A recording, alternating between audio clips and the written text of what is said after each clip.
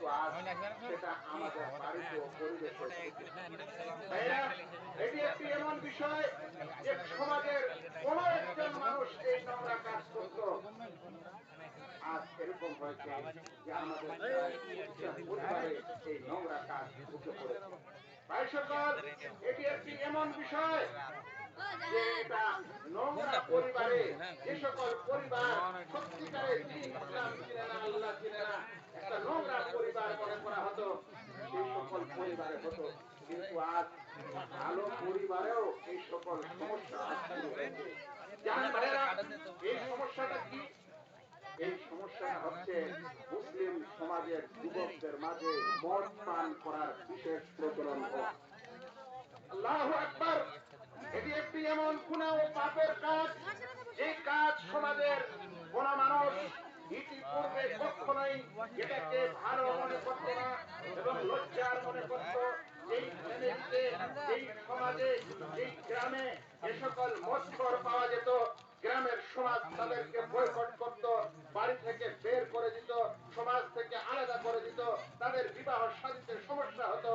আজ সেরকম মানুষেরা গ্রামের আনাচে কানাচে দাপটে সহকারে মদ পান করছে।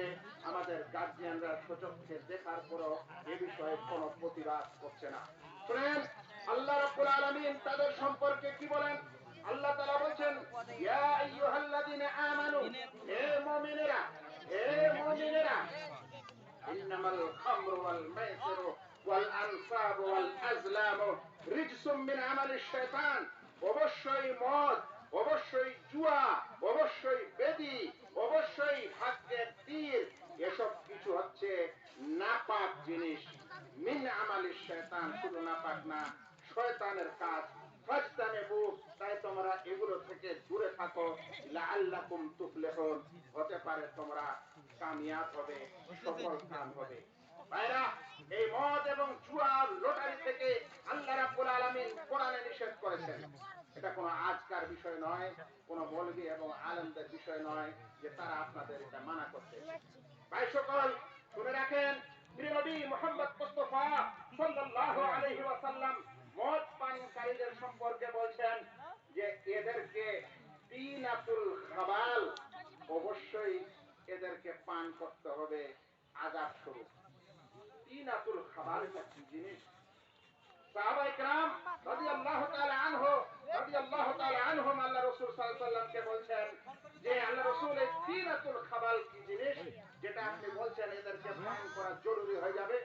বলছেন তিনাতুল খাবাল হচ্ছে ইরকু আহলিন নার আও ওসারাতু আহলিন নার, জাহান্নামীদের পুঁজ এবং জাহান্নামীদের পোড়া, পোড়ার পর যে পানি বের হয়, পচা পানিগুলো বের হয়, পোড়া যাওয়ার পর যে পুঁচের মতো ইত্যাদি পানি যেগুলা বের হয়, একটা গোস্ত পুড়লে যেমন তার রস বের হয়, জাহান্নামীদের পচা রস এদেরকে পান করতেই হবে। হাদিসটিকে ইমাম মুসলিম বর্ণনা করেছেন। ভাইরা, যারা মদ পান করে তাদের সম্পর্কে প্রিয় নবী মুহাম্মদ মুস্তাফা সাল্লাল্লাহু আলাইহি ওয়াসাল্লাম বলেন, মান শারাবাল খামরা লাম তুকবাল লাহু সালাতুন 40 সাবাহান। যে ব্যক্তি মদ পান করে তার 40 দিনের কোন নামাজ কবুল হয় না। হাদিসটিকে ইমাম তিরমিজি বর্ণনা করেছেন হাসান সূত্রে, এবং আবু দাউদ ও নাসাঈও বর্ণনা করেছেন। আল্লাহু আকবার। যাদের নামাজ কবুল হবে না 40 দিন, সেই সকল মানুষ যদি আবার ঈদগাহেও চলে আসে, তাহলে নিজের নামাজ তো নাই নাই, পরের নামাজেরও যে অবস্থা, এরা কি করে? এ সকল মানুষ যেন সচেতন হন। এটা ইসলাম। আপনি ইসলাম মুসলমান ঘরের সন্তান, আপনার বাবা মা ইসলাম মুসলমান, তারা আপনাকে মুসলিম হিসাবে মনে করে, সমাজের মানুষেরাও মনে করে।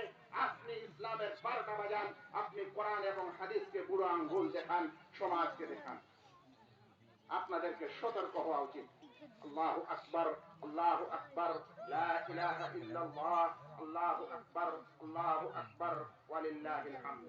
ভাই সকল, মদ পানকে শরিয়ার পরিভাষায় বলা হয় উম্মুল খাবায়েস। উম্মুল খাবায়েস মানে খবিসের জনক, খবিসের মা, নোংরা ও মন্দের মা, নোংরা ও মন্দের জনক। বলবেন কে কিভাবে এটা নোংরার জনক? এটা হলো নোংরা জিনিস। আর একটা হলো নোংরার মা, নোংরার জননী, নোংরা জন্ম দেয়। একটা নোংরা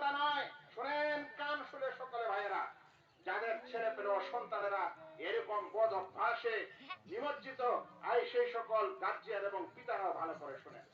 সবচেয়ে প্রথমে মদ খাওয়ার যেটা সমস্যা, সেটা হলো শারীরিক সমস্যা। এটা আমরা সবাই জানি।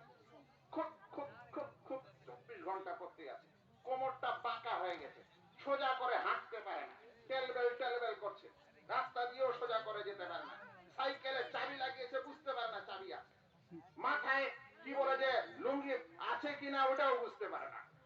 এটা হলো কিসের সমস্যা? এটা তো শারীরিক সমস্যা।